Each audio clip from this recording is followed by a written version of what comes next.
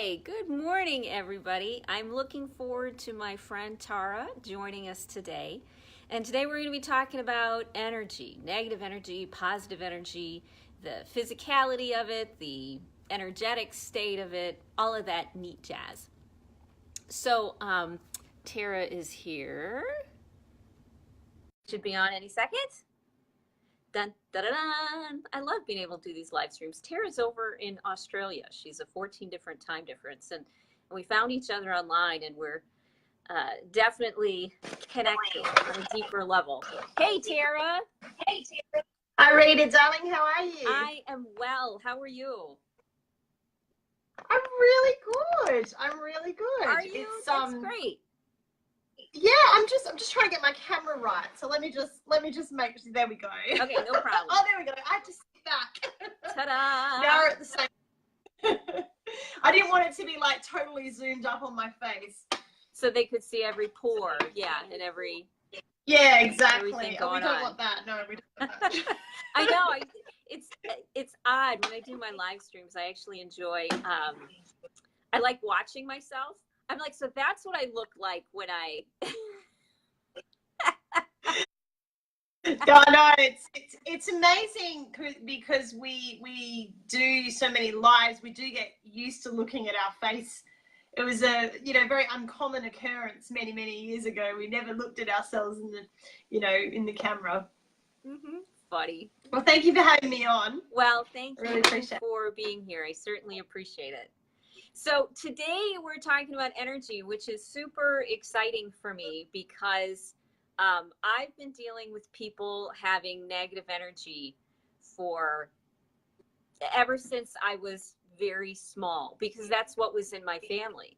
But the version of negative energy in my family wasn't explosive. It wasn't, verbal. It was all very silent and very compressed. And so you never quite knew what was going on. It wouldn't come out in a big shout or a big fight. It would come out through dead silence and everybody needing to be silent.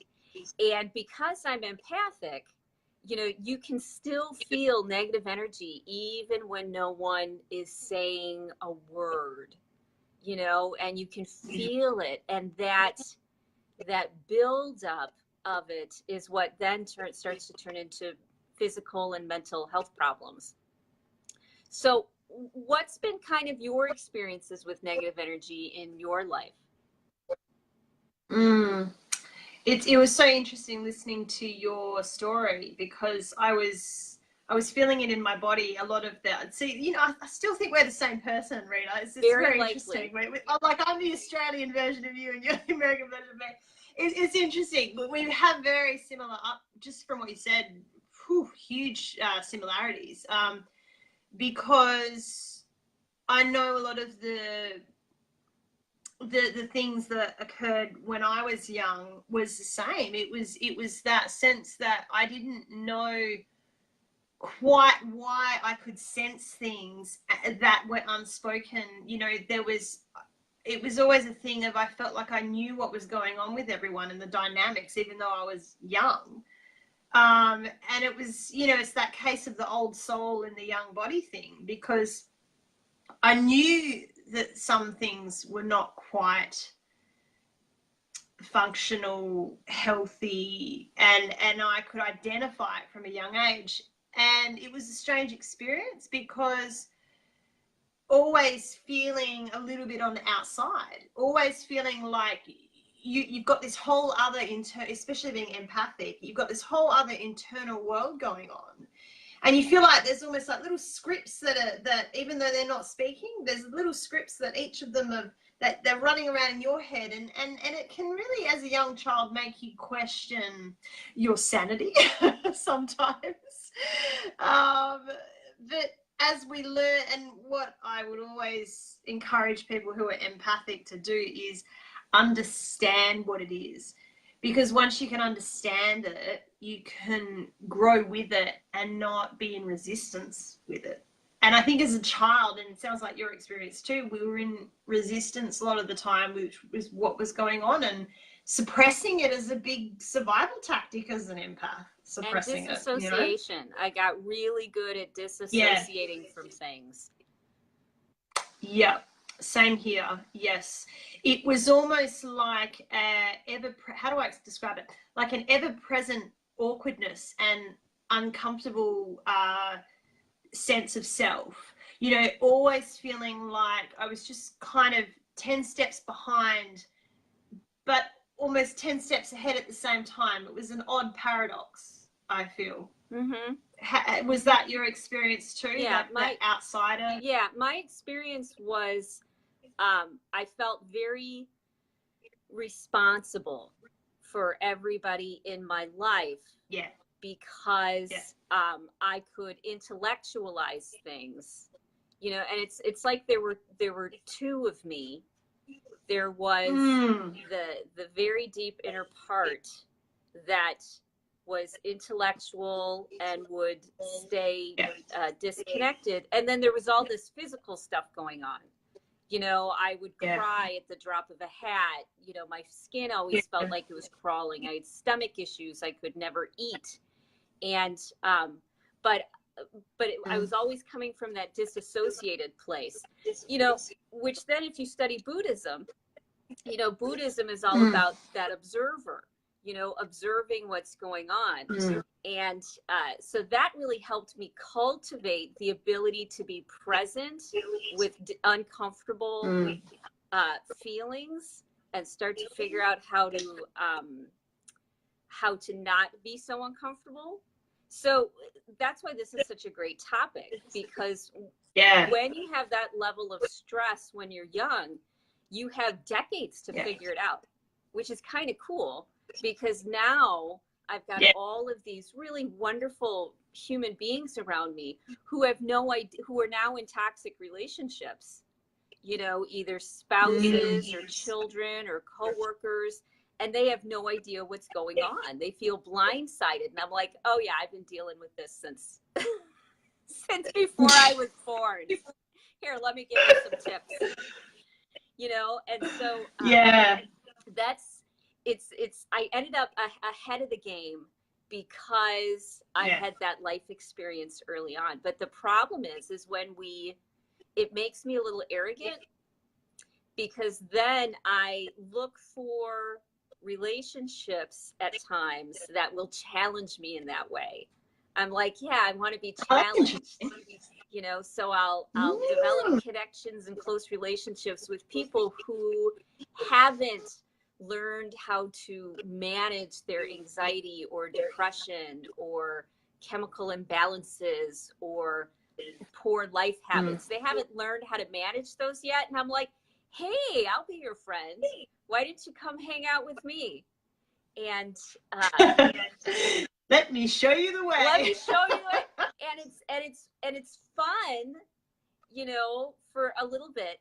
But then at times when they're having a bad time, you know, it's like, oh man, I really don't want to deal with this again. I don't want to be sucked into your, you know, your struggle. Circus, the monkeys in the circus, I call it. Yes, exactly, exactly. And the inevitable response is, not my monkeys, not my circus. No, away, away. But you can't always help it. I mean, because when I am in the physical presence, especially the physical presence of somebody that I care about, who is struggling internally, even if they don't say anything, even if they're completely neutral on the outside, I can feel that turmoil. And it's so difficult to be around and stay present with it, because I'm like, I know you're not showing everybody that you are this distraught, but my skin is crawling. You are very upset. And how can I survive this? How can I stay grounded in my own positive energy? You know, especially if, let's say, you took one car and you're driving together. And there's no place to escape. You're like, what am I gonna do? You know, pull over now. I can't stand the fact that you're feeling negative, even if you're not saying anything. I mean, it's crazy. And then it can take me a couple days to Yeah. detox from that emotional and Yeah. energetic overload. Does that happen to you? Mm-hmm. Well, it's interesting what you said about the two identities, because, and particularly if you're interacting with, you know, it is, I'll go back to that old soul in a young body thing. And I think no matter what age we are, I feel that we can always have a discomfort around the age we are when we're an old soul, because people always, and it's just human nature, they're always going to judge the package that you come in. But what I've learned is that we are really only ever in resistance with ourselves. And if we're comfortable, the world will just adjust, you know. And really, if we're not comfortable with who we are, the people around us are going to reflect back that discomfort. And then if we're not present to, you know, the reasons why we're feeling uncomfortable. And you mentioned about the two identities. It's very true. When you're an empath, you see two versions of people all the time. You see the person that they really are. You might get glimpses. They may be themselves sometimes, or they may just, you can see through all that facade. And then you're dealing with the fake one. So you're dealing with the real version and the fake. And so it can become very hard to know how to talk to people when you really feel like you know what's going on with them. And that's a struggle that I know I found a lot, is having to accept where people are at and not try and be, what's the word? Like trying to almost be 10 steps ahead to try to guide them. Because what I've learned being an empath is, especially in toxic relationships, in the end, it's not my responsibility. As much as, you know, we're so willing to be responsible for people, it's not our responsibility to fix anybody. And that's the hardest thing when we're really enmeshed in that healer role to disconnect from. Because we tie it up with like everything. We tie it up with our ability to, you know, we go, am I a good person? You know, and it's all that right and wrong stuff. Should I help them because I know what's going on with them? It's that, you know, autonomy versus, you know, how much. And actually, I spoke to someone the other day around, sometimes it's helping someone to not help. How do you feel about that statement? I feel very, it helps I feel and you don't help. Actually very good about that, because yeah. you know, there's a couple backstories for me, you know, because Yeah. of what had happened to me. And I didn't only have like two different versions of reality inside my head. I had like 12 different personalities. And Yes. Yes. and I would liken it to television, where I could just turn it to the right channel. And I would have people, I spent a lot of time in spiritual circles, and I'd have people who were very spiritual and very also judgmental at the same time. And there was this idea that they felt many times that I was lying, because my internal world was different from my external, you know, my external presentation. However, they were both true. Both versions of me were true. Yeah. So the internal world, what I was feeling that they could pick up on, and what I was projecting, you know, were the same me. They were just different versions of me, and they were both true. And so I had a hard time, because I knew I was more than just one experience, especially because it was my dad that, you know, his external facade was very stoic and quiet, but his internal was very chaotic. But they were both true. It was who he wanted to be, you know, how he chose to behave, you know, that aspect of him warring with the piece of how he felt. And so for me, the most healing part was when I could recognize that both were true. Both were true. Yeah. And they were all Yeah. parts and pieces of something that's much bigger. And so the best way that I can help someone is to acknowledge that all of the different aspects of them are real, are who they really are. Yeah. And Yeah. that acceptance for people who are feeling in such conflict because they're dealing with depression or anxiety or chemical imbalances tends to be what is most helpful for me, because then I'm not struggling with two sides of me which are having different conversations. I'm accepting both of them. There's a quote that always said, someone is truly, let's say, mature or evolved when they can hold two completely and different opposite opinions at the same time.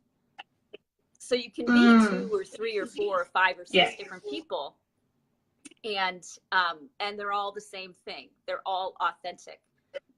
So for me, it was coming to terms and being okay with the authenticity of all the different parts of me, not trying to cut them off, not trying to say this is bad, so I'm going to get rid of you.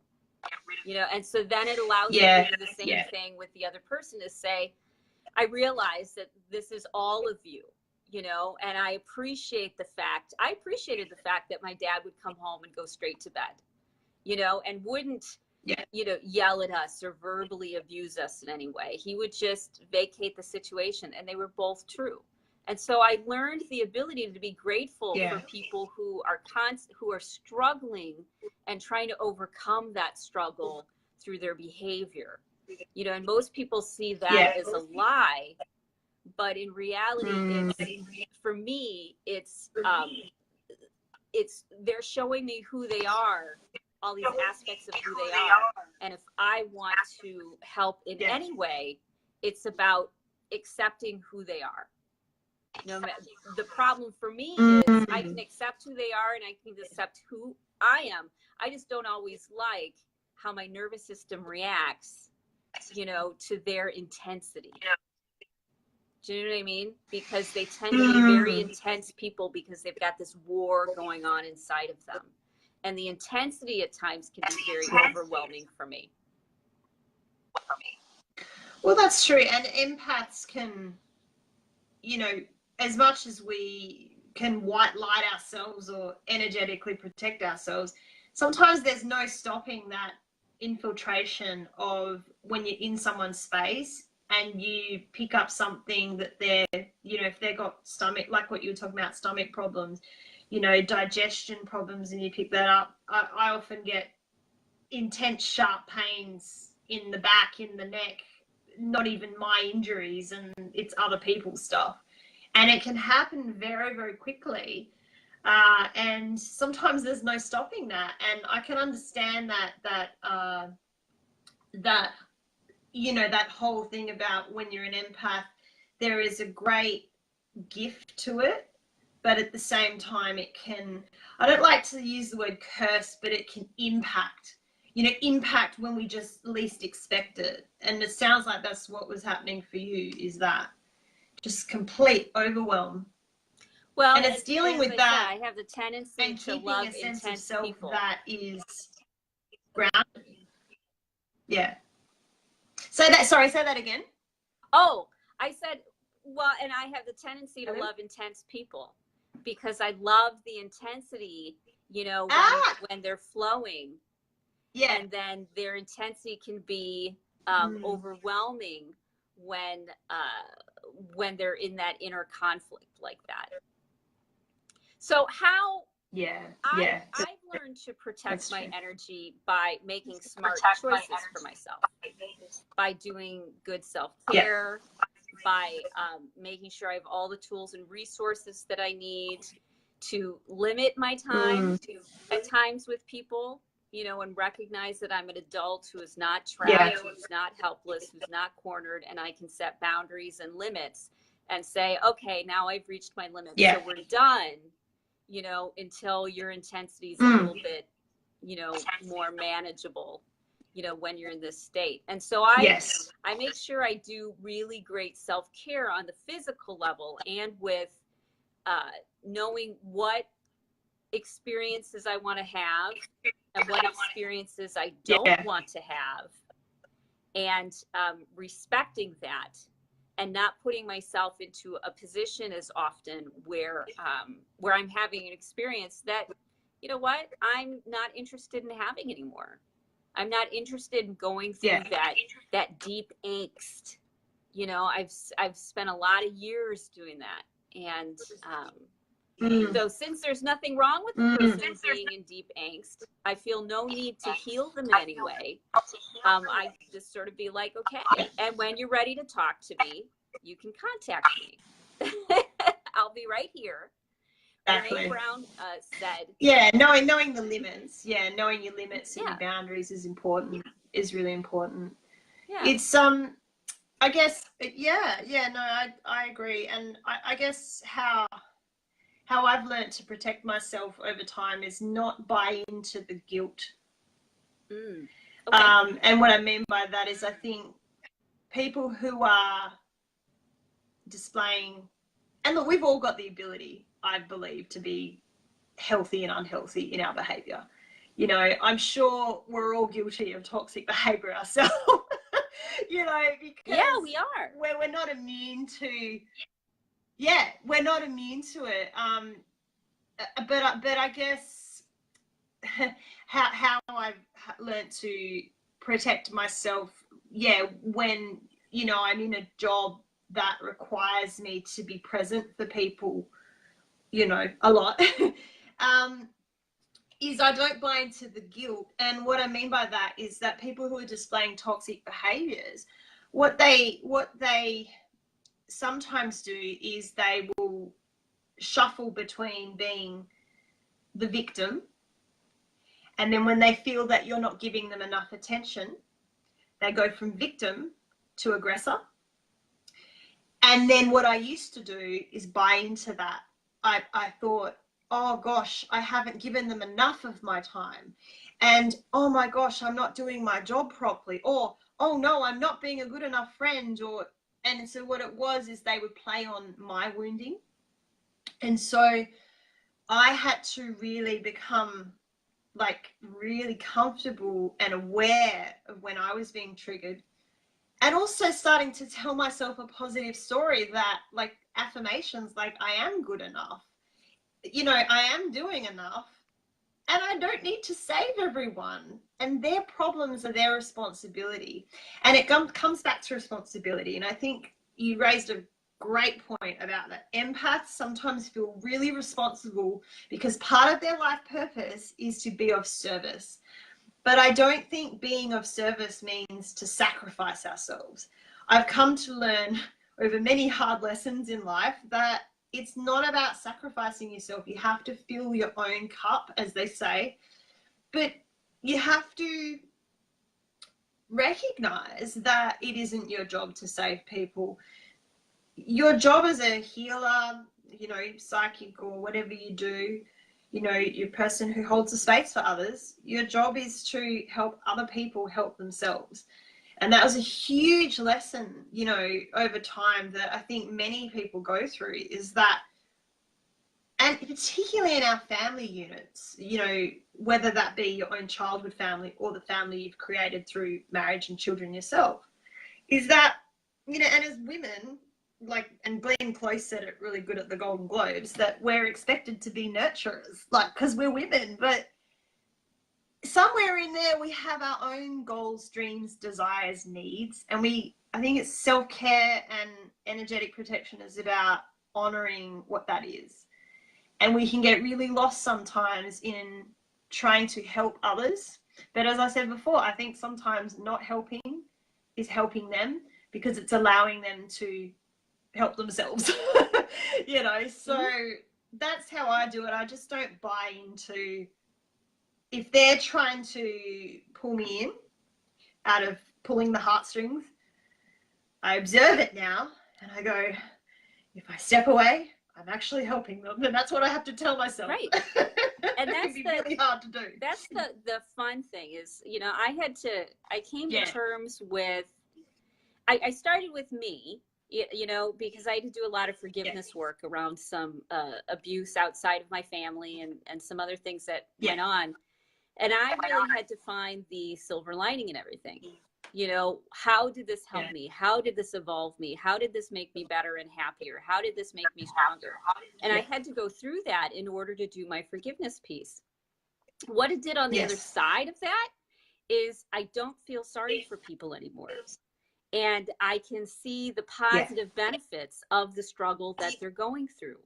I can be like, wow, this is great. You're going to get so uncomfortable that you're going to figure this out, you know, or I'm like, wow, this is awesome that you're going through this, you know, and it can be very, so I lack that feeling sorry for people. I'm like, yeah, this is really hard. What are you going to do? How are you going to handle this?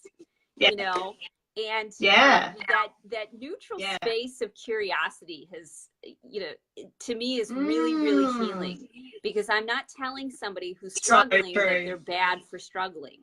I'm saying, wow, I know how hard this is, but the struggle is how we evolve. And so I can step back and not feel the need to rescue people, because I know they have to go through this struggle to get to the next stage in life. Yeah. And, you know, and I say to people sometimes when they, you know, tell me the hard stuff, I go, look how strong you are for getting through it. And then they go, oh, yeah, I didn't even think about that. Because I think people can get lost in the struggle. Yes. But they don't celebrate the triumph. They don't celebrate the fact that they have survived it. You know, it's that survivor thing of, and then thriving. You know, we first survive and then we thrive. But we have to kind of firstly survive. We have to adapt. You know, but we can survive. You know, find our way to adapt. And human beings are the most adaptable. You know, we are so adaptable to situations. And so, yeah, I tend to not always be the seemingly most compassionate and kind person, because I'm like, wow, that's got to really suck. What are you going to do about that? You know? And it normalizes it too. Yes, like, it normalizes it. If you're saying, like, you know, if you're saying, oh, that's not that hard, well, you're lying to the person. Like, I always, I'm like you, I just go, that sounds really hard. Yes. Just name it up. Like, yes. What are you going to do? Wow. Yeah. And honesty is good. People tend to find their own answers then. You know, when I put it back on them, it gets them out of the place of fight or flight and into the place of rational thinking again. And then they're able to see their way through it. It's that chronic fight or flight that keeps people feeling so uncomfortable, I think. That and poor daily health habits keep people feeling mentally and emotionally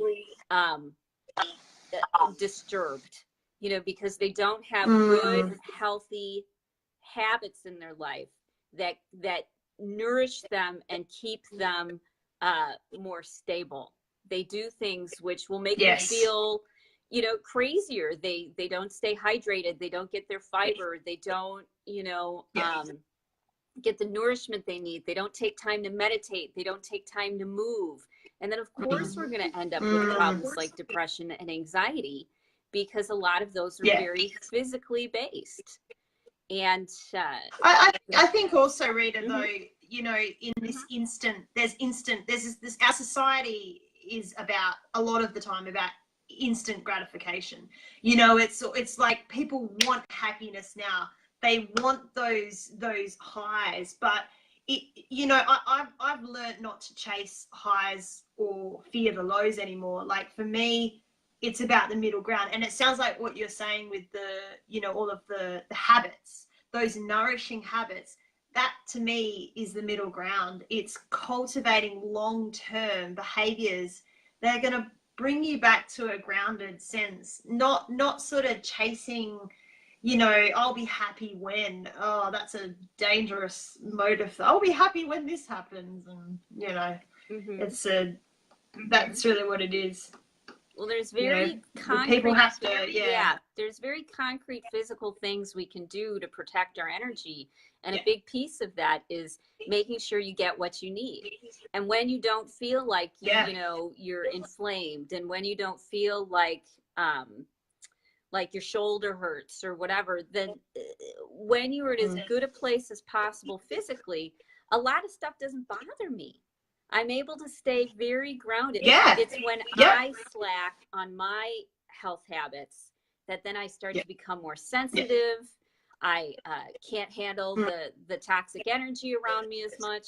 But for me, I always came from the physical place. But what I like about you is that you come from a more energetic place. So how have you learned to protect yourself or to clear negative energy or cultivate your positive energy? Yeah, and look, I resonate with all of that physical stuff too, and you know, I certainly, you know, I value sleep heaps, you know, and quality sleep. I really value, food, you know, good food, and I pretty much avoid alcohol. I mean, I know when I had a glass of wine the other night, it didn't agree with me, so I tend to avoid it. I just know it doesn't really help me in any way. But energetically, yeah, it's a good question. Obviously, because as a psychic medium, I deal with energy a lot. Energy, I think, starts pretty much in the mind and the thoughts and the words that we tell ourselves. I mean, even before that, it is that feeling in the bodies. But, you know, the way that your body's feeling affects your mind, the way that the mind is operating affects the body. So it's a constant thing. So you really just have to start somewhere. So, you know, what you said is great about, you know, nutrition and exercise and sleep. They're good steps. Energetically, you know, when, you know, you're just, you know, riding on the bus and you know, you can't go for a run, or you don't have any food or access to that, if you're in, I always say to people, make sure it's something that you can gravitate to very easily. And this is why, for me, I'm a big believer in affirmations. Now, it's not because like you do one affirmation and things are going to magically fix themselves. The brain works like a feedback loop. So we have to, if we're going on a negative loop cycle in our minds, we have to interject it. It's almost like we have to just stop that way of thinking and shift it. And how we do that, and I always say this to people, is say the opposite. You know, if you're saying to yourself in your mind, I can't do anything right. That's an example. You know, this always happens to me. I can't do anything right. Or, you know, everybody always leaves me. You know, some story, and we don't even realize how much we're saying it. I always encourage people to say the opposite and start with a what if. What if I am good enough? What if the next relationship actually works? What if I do get that job? Hey, what if it actually turns out really, really great? What it does is it challenges your energy, because the vibration of words, this is why I'm a big believer in words, because words are energy, just like money is energy, you know, like it's like we want to earn money through ethical means rather than not non-ethical means, you know. It's that whole TV series Dirty Money, you know, it's the same thing, like dirty thoughts. That sounds really wrong when I said that then, but what I mean is like you know, words that have, like they did an experiment with plants, like they had, I think it was plants, where they put the word love and the word hate on the plant, and you know, they told the plant like, I hate you and all this stuff, and then they told the other plant, I love you. And you know, plants respond to words, so we're the same. So if we're saying something to ourselves like, I love who I am, the vibration of the word love sounds much lighter than if we say, I hate myself.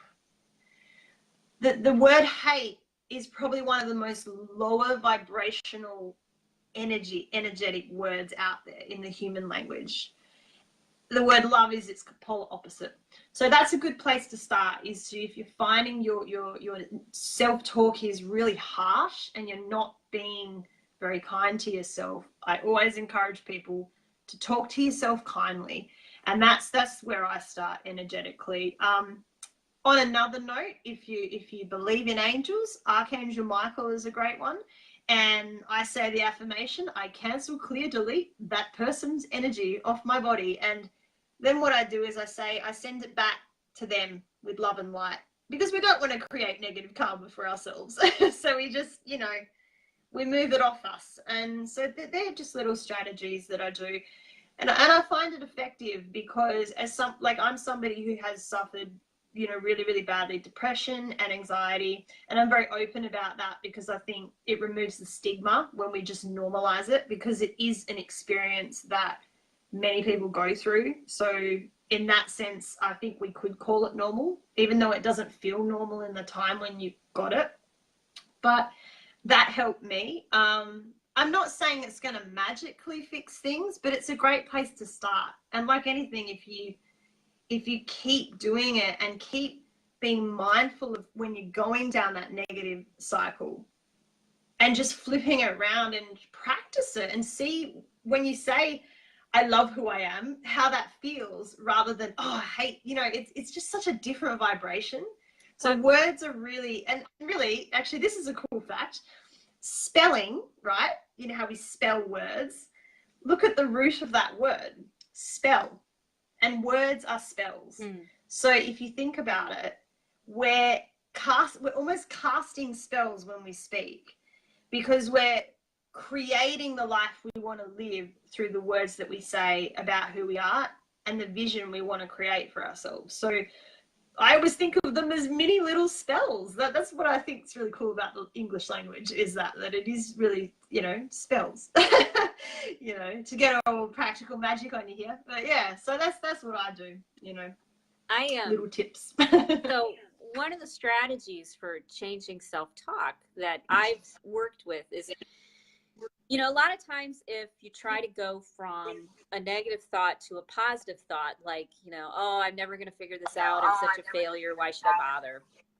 And then I flip it to, this is going to be great. I'm going to figure this out. I'm so strong and capable. What tends to happen, it happens for a lot of people, is that's too big of a cognitive leap. Yeah. And, to go from, the negative to the positive. Oh, definitely. And you start saying, well, that's not true. I'm a complete idiot. And so the strategy I use for people is I say, start softer with, like, wouldn't it be great if I were, if I felt peaceful? Wouldn't it be cool if I felt good about myself? And I start with that because it's a lower bar of entry, to start thinking in a new way. And then once I start getting comfortable with that, then it's smaller steps, because, a lot of people, I've had a close friend of mine where I would be very cheerful. No, you're awesome. You are so smart. You always figure these things out. And the first response is, no, I don't. I can think of all the times that I screwed everything up. And so that slight shift of making it easier to believe. Wouldn't it be great if I were smart? Wouldn't it be awesome if I could handle this? I really hope that I can. Wouldn't it be nice? And then it kind of evolves from there until you get to the point where you're like, there are times I've been able to do this. This has been okay. I am doing well. And it's made it a lot easier. And that's brilliant what you've said, because it's so true, because our ego will fire up when we say something. It's almost like that cheerleader thing of like, you're fine, it'll be great. That can almost be like, it's almost like a denial thing if we're just flipping straight away. And you make a good point. And that's why I would encourage people also to find sometimes more of a general statement that just helps to calm you in the moment. So I remember when I went through a massive breakup a while ago, and I was really having a hard time just feeling any love for myself because of that person didn't love me, right? Because I was tying my self-worth up with whether they love me or not.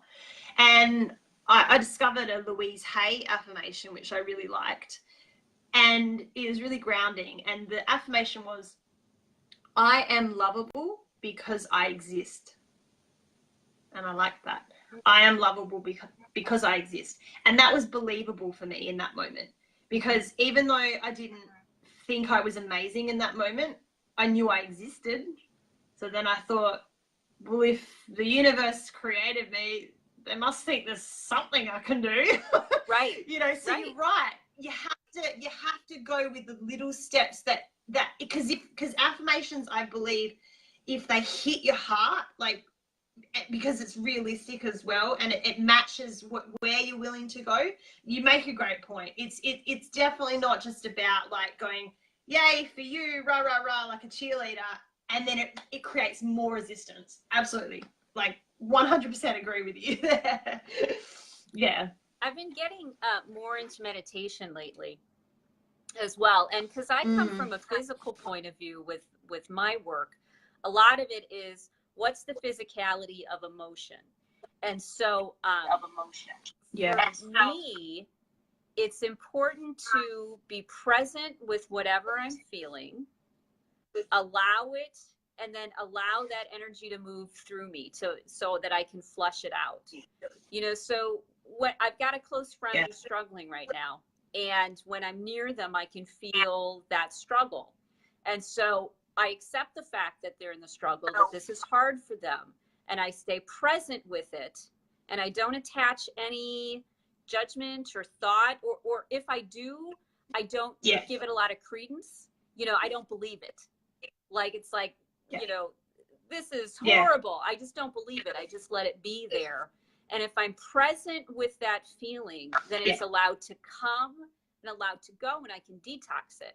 You know, when I'm trying to resist something that I feel, then it gets, those chemicals of emotion get reabsorbed into my body, just waiting to be triggered by something else. Just waiting. So every time I'm triggered, I like to look at it as a healing, because it's an opportunity for all those stored emotions that have been lurking under the surface and causing, you know, stomach problems, heart problems, or a headache, or whatever.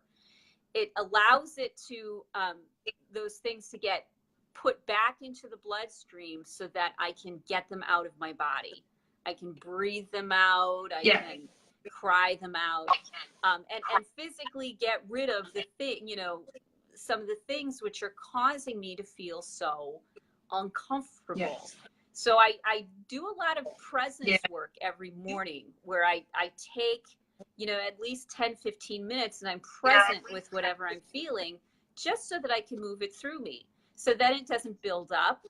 And if I don't let it build up, then it's a lot more manageable.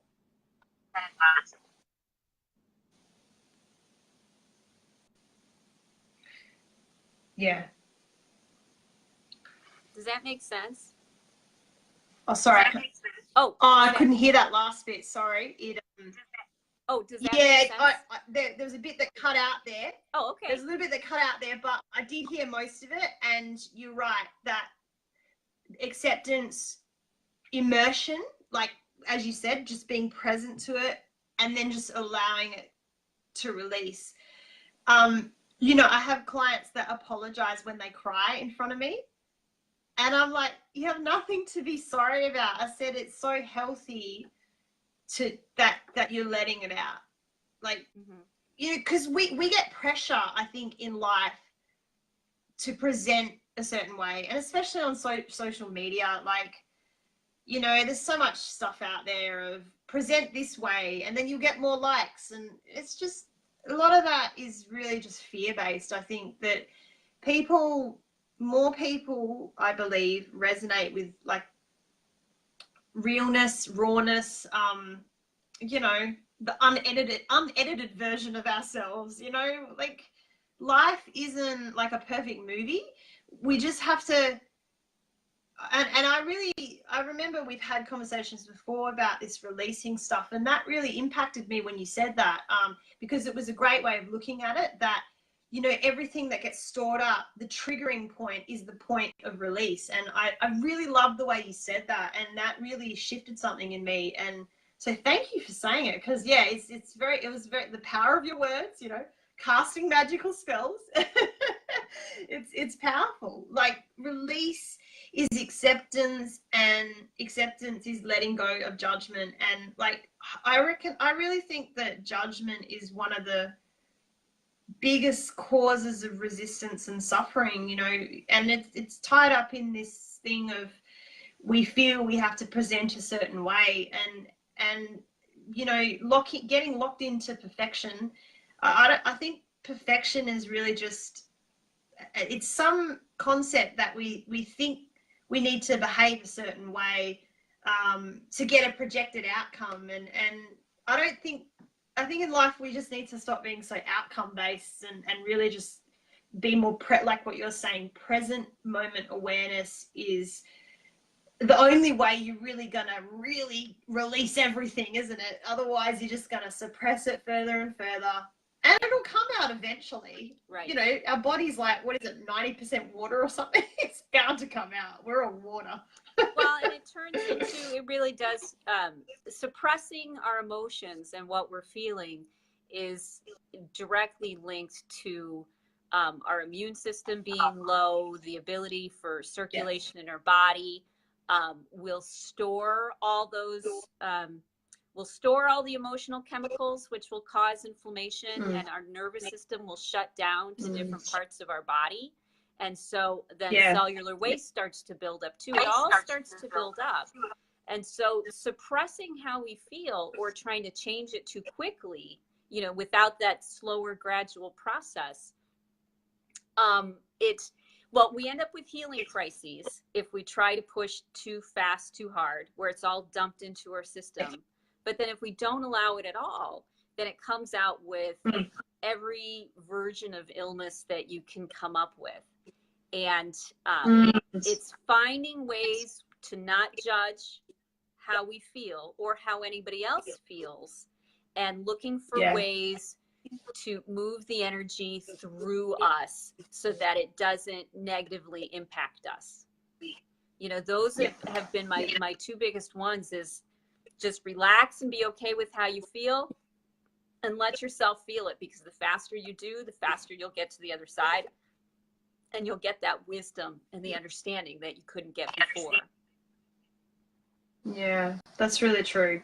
It's really true. It's all a process, and I think you know, being kind to ourselves no matter what, and but at the same time, you know, I've as someone who's struggled with negative self-talk, sometimes I just almost allow it to just flare up, because I think that is a releasing too. Because I remember I used to sort of try to you know, just either ignore it or like what you said, when we flip it around too soon, when what we really just, like if it's anger, for example, you know, and obviously there's healthy and unhealthy ways to express anger. Like, I wouldn't advocate going out and, you know, being violent with someone or anything like that. There's healthy ways to express our anger, but I mean, one of those ways is, like, you know, it's okay to, in your own space, you know, swear and yell and like get it out. Like it's all part of us. Like we're not these perfect people that are, you know, and I would especially say people like us on a public platform, we're not perfect, you know, and we all have it, and that is totally okay, I think, in my book. Mm-hmm. It's okay. And we act as role models. I mean, one of the reasons I'm authentic with things that I do is because I had a mentor who was a 350-pound Ojibwe who clearly had an eating problem, you know, eating too much. And he would yell at his dog, and he, you know, call his grandkids gay. And I mean, he would do all sorts of really awful things. And he was internationally respected for being a peacemaker. And what he did for me was, I mean, he traveled all over the world. He went to The Hague. He went, you know, all over Europe. He was asked by everybody to do blessings, you know, on the land. People, he had, you know, people would come from all over the world to hang out where he lived, because him and his wife owned a motel, you know. And so you know, this week there's somebody from Amsterdam, and next week there's somebody who, you know, discovered nuclear physics. I mean, really, it was the sorts of people. And he taught me that the message is not the person, you know, that we are people, and we have to separate the message from sometimes the behavior. And that's kind of circles back around to when people who are sensitive would be like, "You're lying. I know you're lying." And I'm like, "No, I'm terrified of you, and I'm not showing it. And you're seeing it as a lie." But in reality, it's because I'm terrified of you, and I am looking cool on the outside, you know. And so it really gave me permission to, that I could make a big impact in the world, even if you're a human being. And in fact, it's more important for me to role model how to be a human being than it is for me to role model 100%. Some level of perfection that just doesn't exist, didn't exist for Mother Teresa, didn't exist for Martin Luther King, didn't exist for Gandhi. They all had their humanness, you know. And I think it's important to accept our humanity. I 100% agree. I think that embracing our humanity is the gateway to divinity. And it's interesting what you say, because I've come across people that, you know, when they've spiritually awoken, they have a hard time grounding themselves with people who haven't awoken. And, you know, I say to them that awareness and awakening and enlightenment is about understanding that it's all part of the whole, and that being enlightened doesn't make you better. See, I think that's where ego can creep into spirituality, is where people think, they're enlightened, I'm a guru, I'm going to get all these worshippers and followers. And it isn't about that, I think. At least I think spirituality, the genuine kind, is embracing all of that, embracing the messiness and the humanity. Because if we don't, I mean, that's why we're here. I mean, this is the thing, it's like, I always say to people, like, if you're in a body, you chose to come to Earth, so you might as well embrace it. Because quite often we get so up here in the ether that we go, I don't want to be on Earth, I want to be somewhere else where it's spiritual, you know. And it's missing the point that we're here for a reason. We gotta embrace everything that makes, and there's so many beautiful things about being human as well, that I think in the pursuit of spirituality, sometimes, you know, it can get lost and forgotten, that aspect of it too, that, you know, we are, yes, reminder, we're all humans still. You know, we've all got the days, the good days, the bad days, and, you know, everything, all other shades in between. I think, you know, it's all a rainbow. A friend of mine would call it a spiritual bypass. And, you know, because they would bypass their humanity. And then because of that, because they were disassociated from their humanity, they didn't have true compassion and understanding for anybody else who was living life.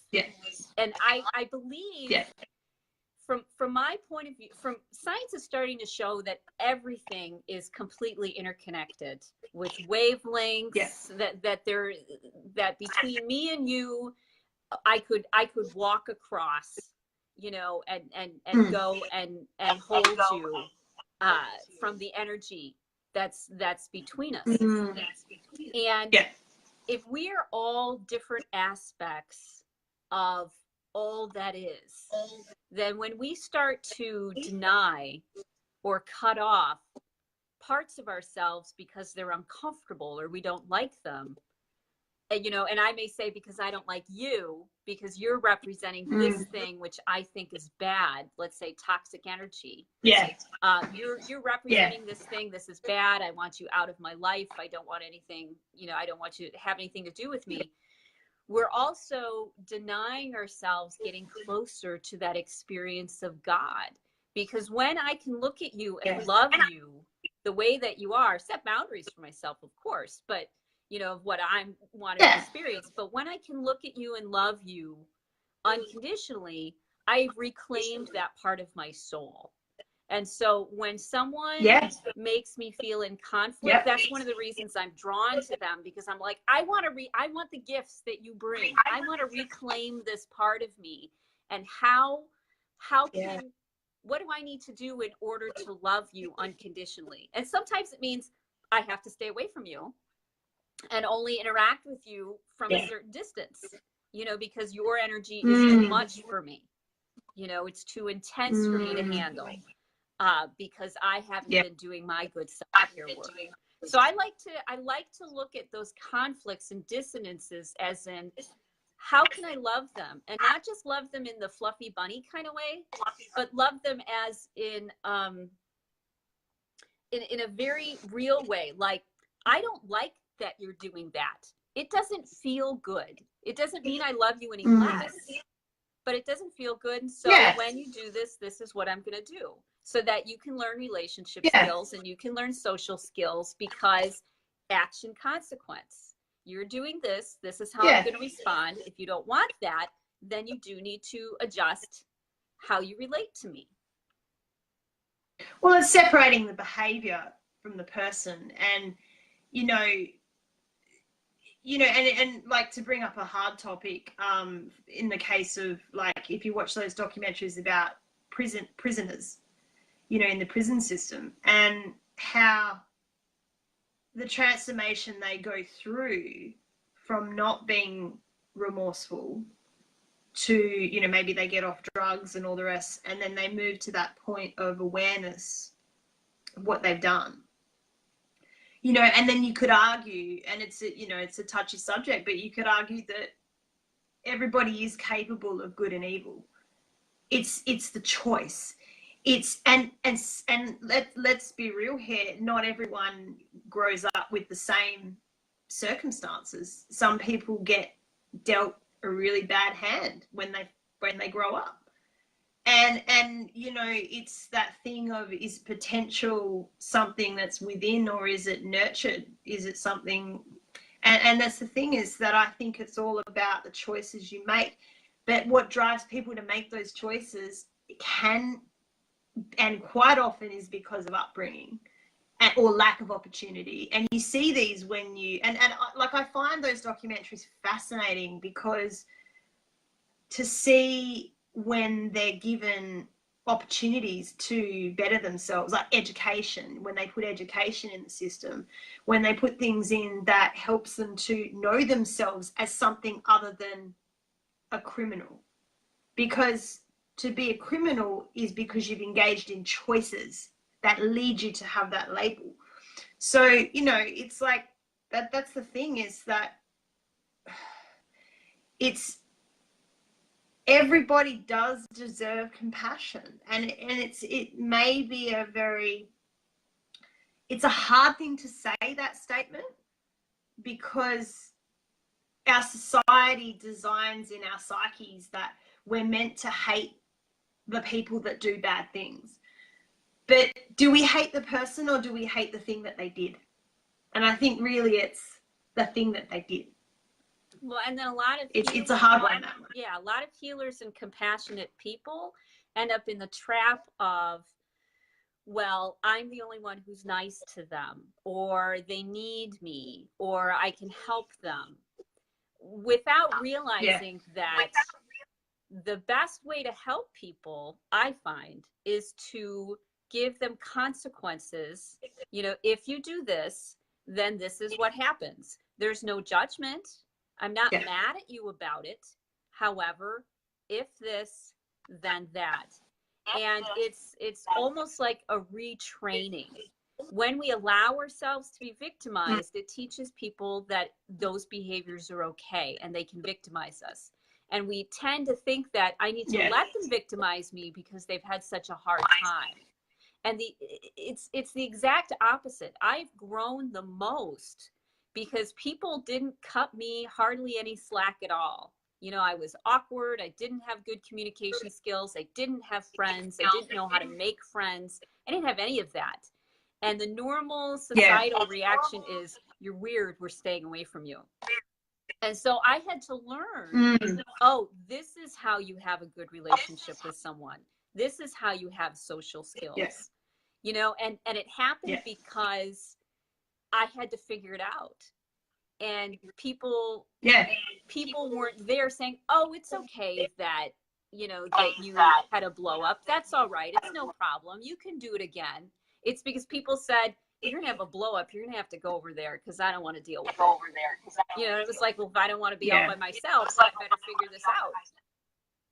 So tough love and boundaries and consequences are some of the best ways I find to love people, especially if it doesn't come from a place of anger or judgment.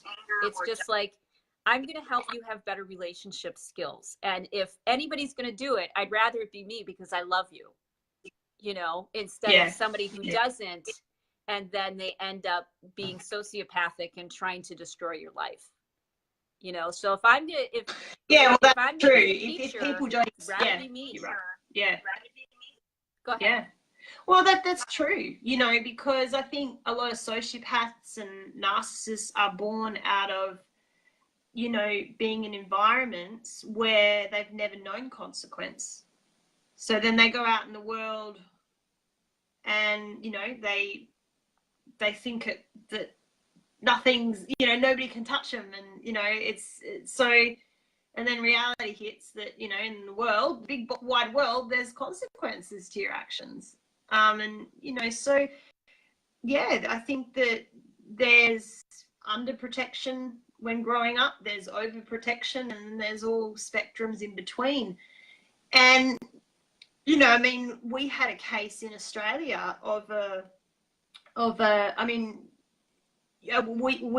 we had a case in Australia of a guy. It was called the Port Arthur massacre, and you know, he's still in jail, and he grew up in, from what we heard, a very normal loving family, but it was just something in him that, and who knows what it was, you know. And so then so you just have cases sometimes where, and I often think this is to do with soul contracts, you know. People are what drives people sometimes is something much deeper than perhaps the conditions, you know. It's something in them. So I don't know. We could go on for hours about that one. It's very, well, absolutely, as to the causes of, and my out for that is, things are so complex that my little couple tablespoons of gray matter of my conscious mind will never be able to figure it out. You know, I read the other day that our conscious mind should be considered just another sense. And we give that sense, our thoughts, so much more power than they need. You know, it's our subconscious mind and our unconscious, which is doing 99% of the work. And our conscious mind's like the one taking all the credit for it. And so if we can, in its, you know, rightful place of conscious mind, you're just another sense. You know, you're not going to be able to figure this out. It keeps things in perspective for me. And I got that from a documentary with, I think, Morgan Freeman, going around to all these different religions and talking about. I love that documentary. That's great. This was a great one. The Meaning of God. Morgan Freeman, The Meaning of God. And it's like 6 different series, and he went around all these different religions with these different questions. And you know, this was one of the answers, that our conscious mind is one of our senses, and we need to not give it so much authority, you know, because it's so many other things which are creating this reality. besides our conscious mind. Yeah. That it's easier to be So like, true. oh, this is interesting. How did I get here? And what do I want to do next? You know? Yeah. Well, That's a good point. No, Mm-hmm. it's been great. This has been great. I'm thinking we could talk like this all day, and we should. I know. We should probably. We should just do a marathon. I know. We should probably wrap up for now. But I'm looking forward to. I haven't pulled together the interviews we're going to do around narcissism yet, but I'll be pulling them together within the next week or two. And no worries. Yeah. And I'd love to have you as a guest on my show again because I love talking to you. Yes, I would love to do that. Cool. So I'm gonna get going. Awesome. And I'm gonna sign off with you. And no worries. Yeah. Thank you. Thanks for. It was really good talking to you. I know, it was nice talking. Oh, to you. I loved it. Absolutely. Okay. It's a pleasure. Cool. So I'm gonna talk to you later. All right. No worries, darling. Take care. Bye.